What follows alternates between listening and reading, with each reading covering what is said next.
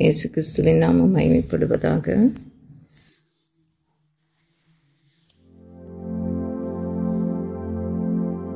தியானிக்க வேண்டிய வேத பகுதி யூதா 1, 20, 21, 22, 23 ஆகிய வசனங்கள்.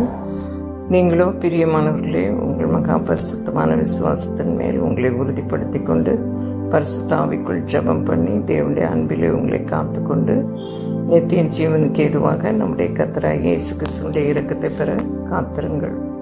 அல்லாமலும் நீங்கள் பகுத்தறிவு உள்ளவர்களாயிருந்து சிலருக்கு இரக்கம் பாராட்டி சிலரை அக்கினியிலிருந்து இழுத்துவிட்டு பயத்தோடு ரட்சித்து மாம்சத்தால் கரைப்பட்டிருக்கிற வஸ்திரத்தையும் வெறுத்தள்ளுங்கள்.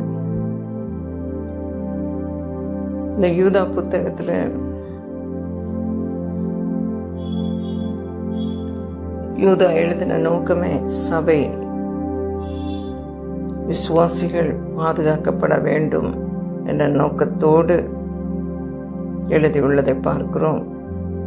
3வது வசனத்துல உங்களுக்கு ஒரு விசை ஒப்பு கொடுக்கப்பட்டிருக்கிறது, கிறிஸ்துவின் மூலமாக உங்களுக்கு கையளிக்கப்பட்டிருக்கிறது. அந்த விசுவாசத்திற்கு விரோதமாக எதிராக அவிசுவாசமோ சந்தேகமோ பயமோ உங்கள் வாழ்வின் பிரச்சனைகளை கொண்டு வந்து போர் செய்கிற மாம்ச இச்சைகள், இவைகளை எல்லாம் எதிர்த்து தைரியமாய் நீங்கள் விசுவாசத்திற்காக போராட வேண்டும் என்று ஆலோசனையாக சொல்லுகிறார். இது மைய கருத்தாக இருக்கிறது. ஒரு விசை ஒப்பு கொடுத்த விசுவாசத்தை நீங்க காத்து கொள்ள வேண்டும். அதைத்தான் 20வது வசனத்திலும் கூட உங்கள் மகா பரிசுத்தமான விசுவாசத்தின் மேல் உங்களை உறுதிப்படுத்திக் கொள்ளுங்கள் என்று சொல்கிறார். கிறிஸ்தவர்களுக்கு உரிய கடமையை தேவன் மேல் இருக்கிற விசுவாசத்தையும் நம்பிக்கையும் அது தேவன் மேல் இருக்கும்படிக்கு உங்களை உறுதிப்படுத்திக் கொள்ள வேண்டியது அவசியம். உங்கள் ஆத்துமா உறுதியற்ற ஆத்துமாவாய் இருக்கக்கூடாது, உறுதியுள்ள ஆத்துமாவாய் மாற வேண்டும். நீங்கள் அந்த மகா பரிசுத்தமான வாழ்க்கைக்கு இடம் கொடுத்து தேவன் உங்களுக்கு கொடுத்திருக்கிற அந்த விசுவாசத்தின் மேல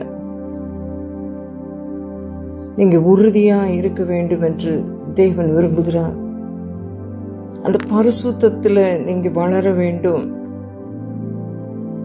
உங்களுக்குள்ளே ஆண்டவர் அந்த ஆவிக்குரிய வளர்ச்சியை கட்டளையிடுவார். ஆவிக்குரிய அந்த விசுவாசத்தை உங்களுக்கு கொடுத்திருக்கிறார். அந்த விசுவாசம் உங்கள் வாழ்விலே பெரியதாய் இருக்க வேண்டும் என்று விரும்புகிறார். அந்த விசுவாசம் மிகவும் வல்லமை பொருந்திய விசுவாசமாய் இருக்க வேண்டும். மாறாத குன்றாத விசுவாசமாய் இருக்க வேண்டும். எந்த சந்தேகமாய் இருந்தாலும், எந்த சந்தேகம் வந்தாலும், பயம் வந்தாலும் கூட அதை நீங்கள் உங்கள் ஜெப ஜீவியத்தின் மூலமாக நீங்கள் அதட்டி முறியடித்து போடுகிறவர்களா இருக்கிறீர்கள். அவிசுவாசத்தின் ஆவியோ பயத்தின் ஆவியோ அல்லது நோய்களை கொண்டு வந்து போட்டு பிரச்சனைகளை கொண்டு வந்து போடுகிற எந்த கிரியையா இருந்தாலும் அவைகள் எல்லாம் விலகி போகும் என்று நீங்கள் விசுவாசமாயிருங்கள். விசுவாசித்து கட்டளை கொடுங்கள். மலையை பார்த்து தள்ளுண்டு போ என்று சொல்லி மலையை பார்த்து நீங்க கட்டளை கொடுக்கும் பொழுது அது இருந்த இடம் தெரியாமல் மறைந்து போகும். நீங்கள் பரிசுத்த ஆவிக்குள் ஜெபம் பண்ணுங்கள். பரிசுத்த ஆவியானவர் உங்களை பலப்படுத்தி உங்களை செபிக்கும்படிக்கு உங்கள் மேல் அந்த அபிஷேகத்தை, அவர் அந்த வாஞ்சையை, அந்த கிருபையை, அந்த தாகத்தை அவரோடு சம்பாஷணை பண்ணுகிற அனுபவம். நீங்கள் மாத்திரம் அல்ல, அவரும் உங்களோடு பேசுவார். அவர் பேச நீங்களும் பேச இப்படியாக மாறி மாறி இருவழி தொடர்பாயிருக்கிறது. சிநேகிதனோடு பேசுவது போல ஆண்டவர் அன்பாக பேசுவார். அந்த அன்புக்காக, அந்த கிருபைக்காக, அந்த கிருபையின் வார்த்தையை கேளுங்கள். தேவனுடைய பாதத்திலே காத்திருங்கள். கர்த்தர் காத்திருக்கிறவர்கள் மேல பிரியமாயிருக்கிறார். அவருடைய கிருபைக்காய் காத்திருந்து நீங்கள் கேளுங்கள். தேவனுடைய பாதத்திலே காத்திருங்கள். காத்திருக்கிறவர்களுக்கு தான் புது பலன் கிடைக்கும். ஆண்டவர் உங்களை வல்லமையாக பலப்படுத்துவார். உங்கள் வயது திரும்ப வாழ வயது போலாகும். ஆண்டவர் உங்களுக்கு நீதியின் நியாயத்தையும் செய்வார். உங்கள் அக்கிரமங்களை எல்லாம் மன்னித்து உங்கள் நோய்களை எல்லாம் குணமாக்கி உங்கள் பிராணனை அழிவுக்கு விலக்கி மீட்டி உங்களை நன்மையினால் கிருபையினால் இரக்கங்களினாலே முடிசூட்டி உங்கள் வயதை திரும்ப வாழ வயது போலாக்கி அவர் உங்களை அப்படியே பலப்படுத்தி கொண்டே இருப்பார். தேவனுடைய அன்பின் எல்லைக்குள்ளே உங்களை காத்து கொள்ள வேண்டும். விசுவாசத்துல அதனால் உறுதியாயிருங்கள். விசுவாசத்துல உறுதியாயிருங்கள். ஜெபத்துல உறுதியாய் தரித்திருங்கள். உறுதியாய் காத்திருங்கள் என்று ஆவியானவர் இடைப்படுகிறார். பரிசுத்த ஆவியானவருக்குள் ஜெபம் பண்ணுங்கள். தேவனுடைய அன்பிலே உங்களை காத்து கொள்ளுங்கள். நித்திய ஜீவனுக்கு ஏதுவாக கிரியை நடப்பியுங்கள். இயேசு கிறிஸ்து வருவார் என்று சொல்லி நித்திய ஜீவனுக்கு ஏதுவாக ஆவலோடு அவருடைய இரக்கத்தை பெற காத்திருக்கிறத நீங்க எப்பொழுதும் வெளிப்படுத்தி கொண்டே இருங்க. பகுத்தறிவு உள்ளவர்களா இருந்து சிலருக்கு இரக்கம் பாராட்டும்படிக்கும் ஆண்டவர் சொல்லுகிறார். சிலரை அக்கினியிலிருந்து இழுத்து விட்டு பயத்தோடே ரட்சித்து மாம்சத்தால் கரைப்பட்டு இருக்கிற வஸ்திரத்தையும் வெறுத்து தள்ளுங்கள் என்று சொல்லுகிறார். நாம் வெறுத்து தள்ள வேண்டியவைகளை தள்ளிவிட்டு சிலருக்கு இரக்கம் பாராட்டி ஆத்தும ஆதாயம் செய்ய வேண்டும். சிலரை அந்த கந்தகம் அக்கினியும் எரிகிற அந்த அக்கினி கடலிலிருந்து அந்த அக்கினியிலிருந்து இழுத்து விட அவர்களை காப்பாற்ற கடமைப்பட்டிருக்கிறோம். தேவன் தம்முடைய சபையை தவறான போதனையிலிருந்து காப்பாற்றும்படியாக தான் யூதா இந்த புத்தகத்தை எழுதுகிறார். ஆதலால் இன்றைக்கு துன்மார்க்கமான இச்சையின்படி இந்த கடைசி காலத்தில் அநேக தோன்றுவார்கள். பிரிந்து போகிறவர்கள், ஜென்ம சுவாவத்தார், ஆவி இல்லாதவர்கள், கிறிஸ்துவை அசட்டை பண்ணுகிறவர்கள், முறுமுறுக்கிறவர்கள், முறையிடுகிறவர்கள், தங்கள் இச்சையின்படி நடக்கிறவர்கள், தங்கள் வாய் இருமாப்பானவைகளை பேசி தற்பொழிவுக்காக முகஸ்துதி செய்கிறவர்கள் எல்லாம் இருக்கிறத அவர் எழுதிவிட்டு அவபக்தி உள்ள பாவிகள் பேசின கடின வார்த்தைகளை கூட அவர் அறிந்திருக்கிறேன் என்று சொல்லுகிறார். அவர்களை கண்டிக்கிறதற்காக ஆயிரமான தமது பரிசுத்தமான்களோடு கூட கர்த்தர் வருகிறார் என்று முன்னறிவித்திருக்கிறார் இந்த யூதா 15வது வசனத்துல. அப்படி இருக்கும் பொழுது நாம் எவ்வளவாய் நமக்குரிய கடமைகளை சவனே செய்ய வேண்டும். ஜெய ஜீவியத்தை வாழ வேண்டும். ஜெப ஜீவியத்தை கை கொள்ள வேண்டும். அன்பிலே உங்களை காத்துக்கொள்ள வேண்டும். அன்பின் எல்லைக்குள் எப்பொழுதும் நிலைத்திருக்க வேண்டும். அவர் அன்பிலே நீங்கள் நிலைத்திருங்கள். அவர் உங்களில் அப்பொழுது நிலைத்திருப்பார். பரிசுத்த ஆவியானவர் உங்களை இப்பொழுதும் தம்முடைய பலத்தினால் நிரப்பி உங்களை ஜெபிக்கும்படிக்கு உங்களுக்குள்ளே அந்த வாஞ்சையும் விசுவாசத்தின் ஆவியையும் ஊற்றிக்கொண்டிருக்கிறார். அந்த பரிந்து பேசுகிற ஆவியானவர் உங்களுக்குள்ளே வேண்டுதல் பண்ணுகிற ஆவியானவர் உங்களுக்குள்ளே தான் இருக்கிறார். நொறுங்கினவர்களின் இருதயத்தை உயிர்ப்பிக்கும்படிக்கு உங்களோடு வாசம் பண்ணுகிறார். உங்களுக்குள் வாசம் பண்ணுகிறார். தேவனுக்கு ஏற்கும்படி நொறுங்குண்ட ஆவிதான். நறுங்குண்ட இருதயத்தை அவர் குணமாக்குகிறார். நறுங்குண்ட ஆவி உள்ளவர்களை அவர் ரட்சிக்கிறார். நறுங்குண்ட இருதயத்தை அவர் புறக்கணிக்கவே மாட்டார். அதெல்லாம் தேவனுடைய அன்பிலே நீங்கள் உங்களை காத்துக்கொண்டால், பரிசுத்தாவிக்குள் நீங்கள் ஜெபம் பண்ணினால், மகா பரிசுத்தமான அந்த விசுவாசத்தின் மேல உங்களை உறுதிப்படுத்தி கொண்டு பரிசுத்த வாழ்வில் முன்னேற ஒப்பு கொடுத்து உங்களை தாழ்த்துங்கள். தேவனுடைய இரக்கத்தை பெற காத்திருங்கள். தேவனுடைய வருகைக்காய் அவங்களோடு எதிர்பாருங்கள். எப்பொழுது ஜெபிக்க ஆசையாயிருங்கள். ஒரு நேரம் தவறாமல் ஆவிக்குள் நீங்கள் நன்கு நிரம்பி ஜெபியுங்கள். உங்களுடைய எல்லா கட்டுகளும் கலன்று போகும். நன்கு கர்த்தரை துதியுங்கள். நீங்கள் வேறு சிலருக்கும் இரக்கம் பாராட்டுவீர்கள். முதலாவது உங்கள் தேவனை முழு இருதயத்தோடு, முழு ஆத்மாவோடு, முழு பலத்தோடு தேடுங்கள். அன்பு கூறுங்கள்.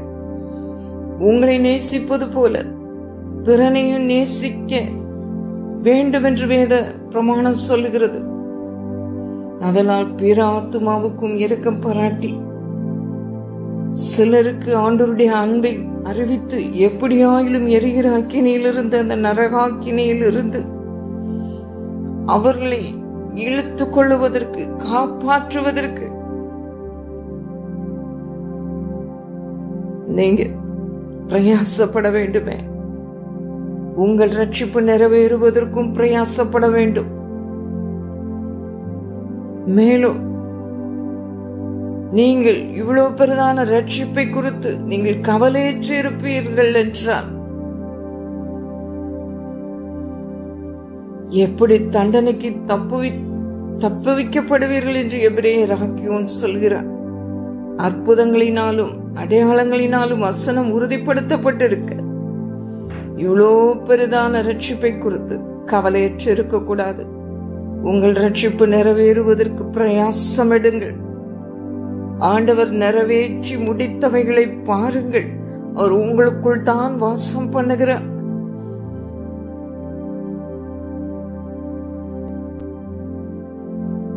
உங்களை ஆண்டவர் வெற்றி சிறக்க பண்ணுவார். உங்கள் விசுவாச வாழ்வு கட்டி எழுப்பப்படும். உங்கள் ஜெப வாழ்வு கட்டி எழுப்பப்படும். தேவனுடைய அன்பிலே உங்களை காத்துக் கொள்ளுவீர்கள். நீங்கள் இரக்கத்தை பெற நீங்கள் காத்திருக்கிறவர்களாக இருப்பீர்கள். சிலரை நீங்கள் ரட்சிப்புக்குள்ளே வழி நடத்துவீர்கள். கர்த்தர் தாமே இந்த வேளையில உங்களை வலுவாது உங்களை காக்கும்படிக்கும், உங்களை மாசற்றவர்களாய் மிகுந்த மகிழ்ச்சியோட சன்னிதானத்துல நிறுத்தும்படிக்கு வல்லமை உள்ளவராய் இருக்கிறார். அவர் ஒருவரே ஞானம் உள்ளவர். அவர் ஒருவரே ரட்சகர். அவருக்கே கனம், மகத்துவம், வல்லமை, அதிகாரம் இப்பொழுதும் எப்பொழுதும் உண்டாவதாக. ஆமென். ஸ்தோத்திரம் தகப்பனே. உங்களுடைய வல்லமை பொருந்திய, கிருபை பொருந்திய நல்ல வார்த்தைகளுக்காக நன்றி. வார்த்தைகளை கொண்டு திருவுளம் பற்றி நீரே உமக்கு நன்றி. வார்த்தைகளின்படி ஆண்டவரே, வார்த்தைக்குள்ள இருக்கிறதான இந்த ஜீவன் ஒவ்வொருவரையும் ஆண்டவரே இப்பொழுது தட்டி எழுப்பி அவருடைய விசுவாசம் ஆண்டவரை கட்டி எழுப்பப்படும்படியாக ஒவ்வொருவரையும் ஆண்டவரே உமக்கு காத்திருக்கிறதுனால புது பலன் உண்டு என்ற நிச்சயத்தை கொடுத்து காத்திருக்கிற அந்த கிருபையை இப்பொழுதே நீர் ஆண்டவரை புதுப்பித்து தந்ததற்காக உமக்கு நன்றி. தருகிறதற்காக நன்றி. ஒவ்வொருவரையும் இப்பொழுது தங்கள் மனதை புதிதாக்கி கொண்டு, தங்கள் விசுவாசத்தை பெரிதாக்கி கொண்டு, அப்பா தங்கள் விசுவாசத்தை பலப்படுத்தி கொண்டு, பரிசுத்த ஆவியானவருக்குள் பலப்படுத்தி கொண்டு அன்பிலே நிலைத்திருப்பார்களாக. உமக்கென்று ஆண்டவரை எழும்பி பிரகாசிப்பார்களாக.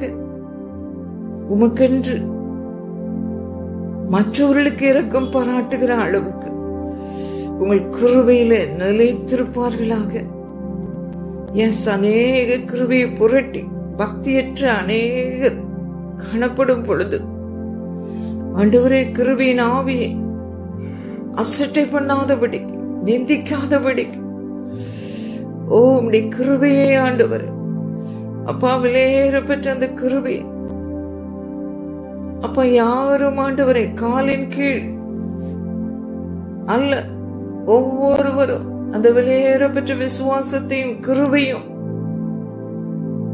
கிருபையிலும் சிறப்படுத்தப்பட இப்பொழுதே உதவி செய்வீராக. கிருபையினாலே இருதயம் சீர்படுகிறது, ஸ்திரப்படுத்தப்படுகிறது. நல்லது. இப்பொழுதே ஒவ்வொருவரையும் ஸ்திரப்படுத்துவீராக. அப்படியே பலப்படுத்தினதற்காக நன்றி. ஒவ்வொருவர் மேலும் விசுவாசத்தின் ஆவியை அதிகரிக்க பண்ணுகிறதற்காக நன்றி. ஜெப ஆவியை ஊற்றினதற்காக நன்றி. அன்பினாலே உள்ளங்களை நிறைய பண்ணுகிறதற்காக நன்றி. எஸ், சிலரை ஆண்டவரே ஆதாயம் பண்ணும்படிக்கு சில ஆத்துமாக்களை மேல அன்பு செலுத்தி ஆதரவு காண்பித்து இரக்கம் பாராட்டி ஆண்டவரே அவர்களை காப்பாற்றும்படியான பணியை நீ கொடுத்திருக்கிறதற்காக உமக்கு நன்றி.